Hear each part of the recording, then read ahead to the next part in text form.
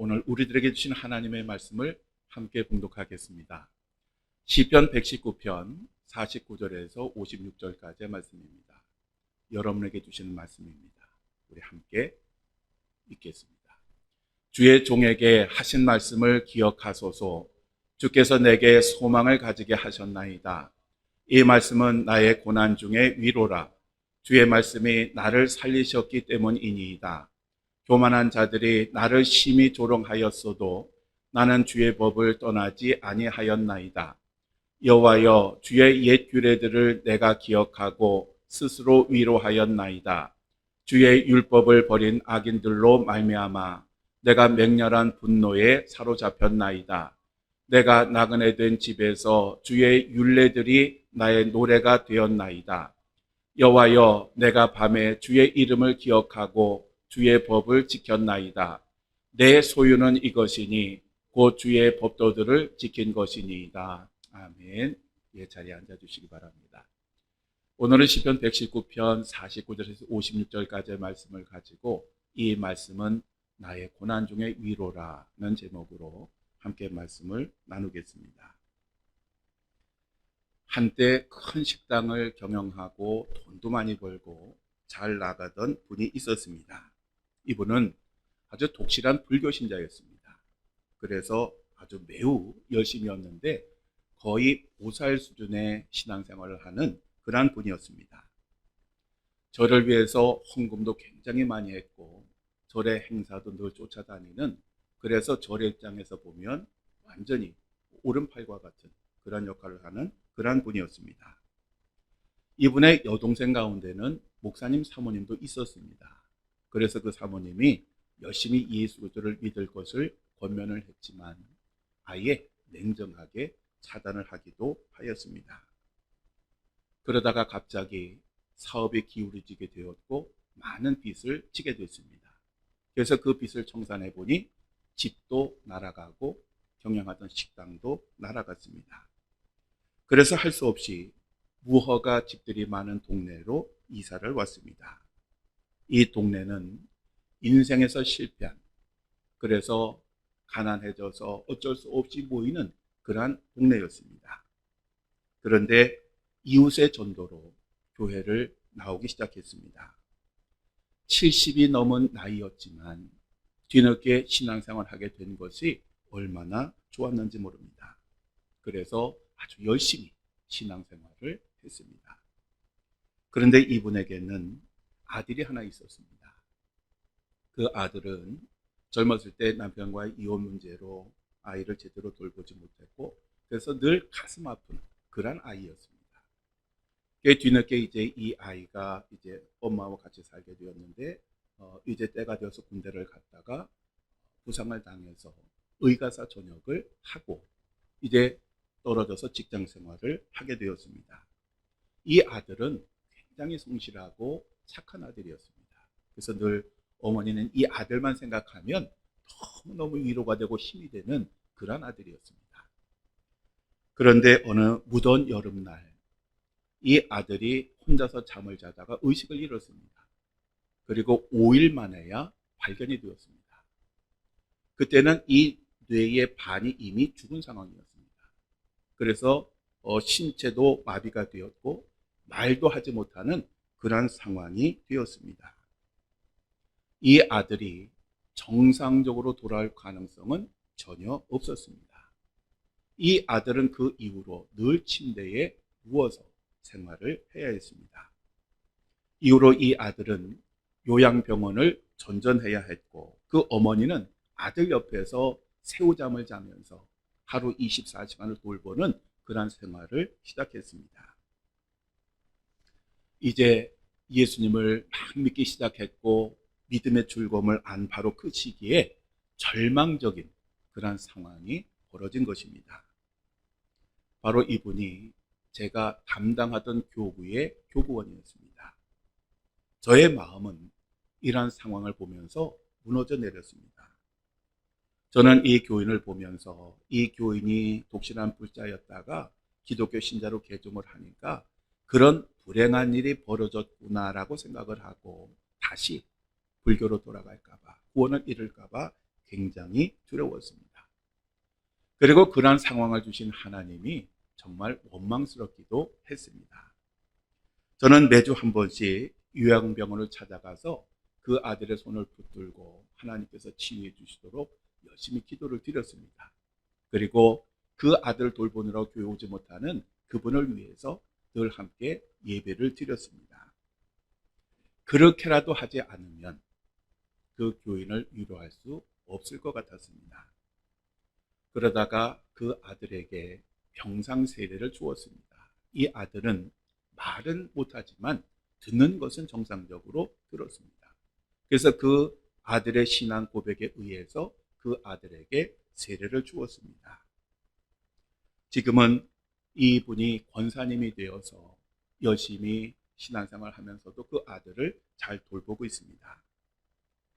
목회를 하다 보면 가끔 이러한 상황을 만날 때가 있습니다. 즉 간신히 전도해서 예수님을 믿고 막 신앙생활을 예쁘게 하는 그때에 어렵고 힘들고 아픈 그러한 일들이 생겨서 정말 감당할 수 없는 그러한 상황을 만날 때가 있습니다. 이러한 상황을 만나게 되면 초신자들에게 어떻게 설명을 할 수 있을까요?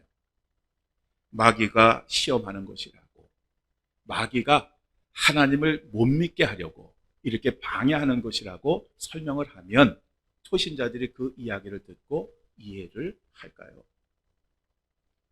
우리가 이 세상을 살다 보면 절망적인 상황을 만날 때가 있습니다. 더 이상 어떤 희망도 가질 수 없는 그러한 상황에 이를 때가 있습니다. 스스로 목숨을 끊는 사람들의 그 허무와 절망을 우리가 어떻게 설명할 수가 있고 이해를 할 수가 있겠습니까? 그러한 순간을 만나게 되면 어떠한 위로도 위로가 되지 않습니다. 때로는 우리 주변에 우리를 걱정하고 염려하는 사람이 그러한 상황에 처한 우리를 위로하려고 시도를 합니다. 우리가 그 마음은 잘 압니다. 참 고맙긴 하지요.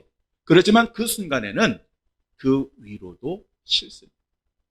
그냥 가만히 두면, 그냥 모른 척하면 좋겠는데 왜 어설픈 시도를 통해서 나를 힘들게 하는지 원망스럽기도 합니다.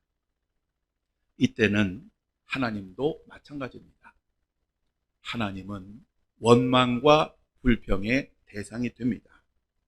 전능하신 하나님, 세상의 역사와 인간의 생사화복을 주관하신다고 하는 그 하나님이 어떻게 열심히 하나님을 믿는 나에게 이러한 고통과 아픔을 주시느냐고, 왜 나를 모른 척하고 방치하시느냐고 하나님께 따지게 됩니다. 이럴 때에는 하나님의 말씀도 위로가 되지 않습니다. 오히려 하나님의 말씀은 아주 공허하게 나와는 상관이 없는 것처럼 그렇게 들리게 됩니다. 그래서 이 순간에는 하나님의 말씀은 내게 주시는 말씀이 아니라 하나님을 잘 믿고 따르는 그 사람들에게만 주시는, 나와 상관이 없는 말씀이라고 생각을 하게 됩니다. 그래서 이런 아픔이 너무너무 힘들 때에는 우리들은 하나님의 말씀 듣기를 거절하면서 하나님께 이렇게 따집니다. 하나님, 저를 지켜주신다면서요. 능력의 팔로 안아주신다면서요. 믿는 자에게는 능히 하지 못할 일이 없다면서요. 하나님은 공의와 정의의 하나님이시라면서요. 그런데 제가 고난을 당할 때, 그래서 도와달라고 부르짖을 때 왜 외면하셨나요? 정말 절망의 순간에 이르게 되면 하나님께 따질 일들이 한두 가지가 아닙니다. 그런데 정말 도저히 이해할 수 없는 한 가지 사실이 있습니다. 그것은 우리가 살아계신 하나님 아주 깊이 만나는 때는 우리가 만사가 형통하고 잘 될 때가 아니라는 것입니다. 모든 것이 절망스럽고 포기하고 싶을 때, 바로 그 순간에 우리들은 참된 하나님을 만나게 됩니다. 왜 그럴까요? 왜 우리들은 모든 것이 잘 되고 평안하고 부유하고 복을 받을 때 그 하나님을 진지하게 만나지 못하고 왜 절망과 고통 가운데 하나님을 만나게 될까요? 그것은 우리가 잘 나갈 때에는 하나님의 말씀을 깊이 묵상하지 못합니다. 바쁘고 분주한 세상살이에 빠져서 우리가 하나님의 말씀을 제대로 묵상하지 못합니다. 그러나 고난과 절망의 때가 오게 되면 하나님의 말씀의 의미를 깊이 되새기게 되고, 바로 그러한 순간에 우리가 하나님을 만나기 때문에 그렇습니다. 여러분, 욥의 고난을 잘 아시지요? 만약에 없는 사람이 욥이 당하는 고난을 당했다면 그래도 견딜 수 있습니다. 그런데 가장 꼭대기에 갔다가 바닥에 떨어지면 그 고통은 너무너무 견디기 힘들어집니다. 욥은 동방에서 가장 큰 부자였습니다. 또 자녀가 많은 다복한 가정이었습니다. 그리고 그의 믿음이 정말 훌륭했습니다. 성경에 보면 욥은 온전하고 정직하고 하나님을 경외하고 악에서 떠난 사람이었다라고 그렇게 표현을 합니다. 그러니까 인간적으로도 완벽했고 영적으로도 완벽한 그런 사람이었습니다. 그래서 하나님이 이 욥을 얼마나 자랑스러워했는지 모릅니다. 그래서 마귀 앞에서도 굉장히 이 욥을 칭찬을 하십니다. 게다가 이 욥이 당한 시련은 욥의 잘못과는 전혀 상관이 없습니다. 그가 잘못하고 죄를 지어서 하나님께 심판을 받은 것이 아니고 욥은 전혀 잘못이 없는데 마귀가 그 욥을 시험하려고 고난을 주었던 것입니다. 그런데 이렇게 믿음이 좋았던 이 욥도 고난을 통해서 깨달은 아주 중요한 사실이 한 가지 있습니다. 그것은 전에는 하나님을 귀로만 들었는데 이 고난과 시련 후에 자기 자신은 눈으로 하나님을 보게 되었다라고 그렇게 고백을 했습니다. 욥기 23장 10절 말씀을 우리 함께 읽어볼까요? 그러나 내가 가는 길을 그가 아시나니 그가 나를 단련하신 후에는 내가 순금같이 되어 나오리라. 아멘. 지금 욥이 이 고백을 하는 때가 언제였느냐 하면 경제적으로 풍요롭고 자녀들도 참 잘 살고 또 건강하고 그럴 때가 아니었습니다. 모든 것, 인간이 상상할 수 있는 모든 것을 다 잃어버리고 절망에 빠진 순간에, 그리고 심지어는 자기 아내까지도 네가 그 상황이 됐는데 하나님께 원망하고 불평하지 않냐, 차라리 하나님 원망하고 죽어라 라고 그렇게 이야기를 하고 아내가 다 떠나. 그래서 아무것도 남지 않은 그러한 상황의 한 고백이 바로 이러한 고백입니다. 믿음을, 정말 신실한 믿음을 가진 그러한 권사님이 계셨습니다. 이 권사님 가정도 같이 신앙생활을 참 잘하는 그러한 가정이었습니다. 근데 그 가정의 외아들이 교회에서 수련회를 갔다가 익사를 하고 말았습니다. 그 부모님은 말을 잃었습니다. 그래서 목사님과 성도들은 도대체 이것을 어떻게 위로해야 될지 알지 못해서 눈치만 보았습니다. 그들은 모두가 이제 이 권사님이 시험을 받고 교회를 떠나고 믿음 생활을 하지 않을 것이라고 생각을 했습니다. 그런데 그분의 아들의 장례식 때에 그 권사님이 이렇게 말을 했습니다. 이제서야 독생자 예수 그리스도를 십자가의 죽음에 내어주신 하나님의 그 마음을 이제 조금 이해하게 되었다고. 살려달라고 절규하시던 그 아들의 부르짖음을 억지로 외면하셔야 했던 그 하나님의 마음, 그래서 독생자 예수 그리스도를 잃은 그 하나님의 마음을 이제 조금 이해하게 되었다라고 그렇게 고백을 했습니다. 젊어서 고생을 사서도 한다라고 하는 말이 있습니다. 그런데 이 말이 좋은 말인 건 알지만 스스로 고생을 사서 하거나 즐거워하거나 자원하는 사람은 없습니다. 요즘은 이 얘기하면 틀렸다 그러고 하는 얘기가 젊어서 고생은 늙어서 신경통이다 라고 그렇게 대답을 합니다. 그렇지만 이 고난의 때는 하나님의 말씀을 깊이 묵상할 수 있는 그러한 때입니다. 귀로만 듣던 말씀을 눈으로 볼 수 있는 그러한 때입니다. 눈물이 음식이 되었을 때가 말씀의 참된 의미를 깨달을 수 있는 가장 좋은 때입니다. 오늘 본문 말씀에도 보면 시편 기자가 이렇게 말을 합니다. 우리 현대인의 성경말로 한번 읽겠습니다. 이 말씀은 나의 고난 중의 위로라. 주의 말씀이 나를 살리셨기 때문이니이다. 아멘. 이 고백은 지옥과 같은 현실 속에서 하나님의 말씀을 묵상하며 깨달은 그런 사람의 고백입니다. 시편 기자는 고난의 때에 이렇게 고백합니다. 우리 함께 읽겠습니다. 내가 사랑하는 주의 계명들을 스스로 즐거워하며 또 내가 사랑하는 주의 계명들을 향하여 내 손을 들고 주의 율례들을 작은 소리로 읊조리이다. 아멘. 여기서 이 읊조린다라고 하는 말은 되풀이하다, 명상하다, 묵상하다라고 하는 그런 뜻입니다. 즉 하나님의 말씀을 반복해서 숙고하겠다라고 하는 그런 의미입니다. 즉 그냥 읽는 말씀이 아니라 그 말씀의 의미를 되새기고 되새긴다라고 하는 그런 의미입니다. 그랬더니 참된 소망을 발견하게 되었다. 그렇게 고백을 합니다. 그래서 시편 기자는 하나님의 말씀이 자신의 노래가 되었다라고 고백합니다.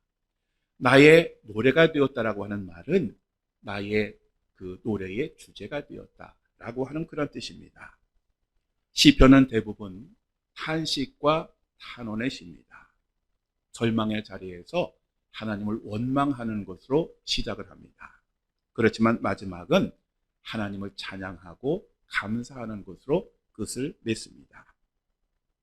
이전에 주셨던 하나님의 그 말씀이 이제야 이해가 되었다고, 이제야 그 말씀이 내게 주시는 말씀이요 나를 살리는 말씀이 되었다라고 그렇게 고백을 합니다.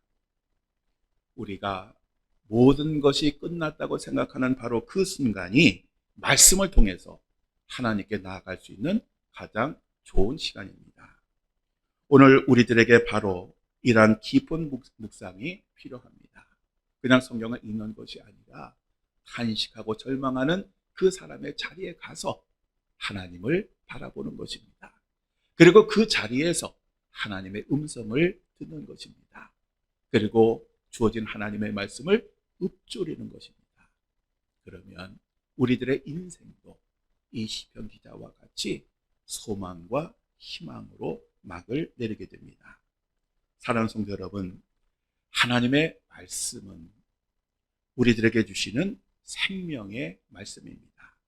우리를 살리는 말씀입니다.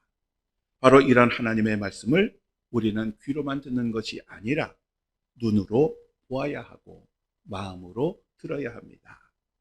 깊은 묵상과 성령의 도우심으로 말씀 속에 담긴 깊은 의미를 깨달아야 합니다. 그러면 우리들은 어떤 상황 속에서도 하나님을 찬양할 수 있고 감사할 수 있습니다. 왜냐?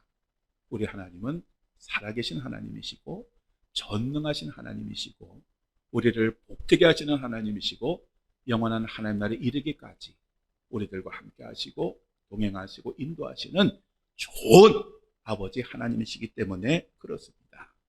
항상 하나님의 말씀이 고난 중에 위로가 되는 그러한 복된 말씀이 여러분에게 되어지시기를 주님의 이름으로 간절히 축원합니다. 기도하시겠습니다.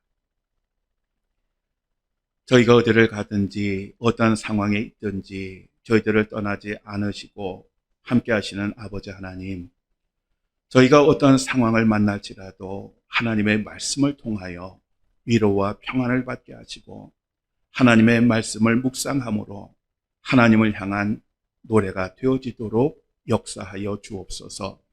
오늘도 여러 가지 문제로 가슴 아파하며 하나님의 도우심을 구하는 이들에게 하나님의 말씀을 주셔서 말씀으로 고난과 아픔을 이기게 하시고 하나님의 영광된 자리에 서는 귀한 축복을 허락하여 주옵소서.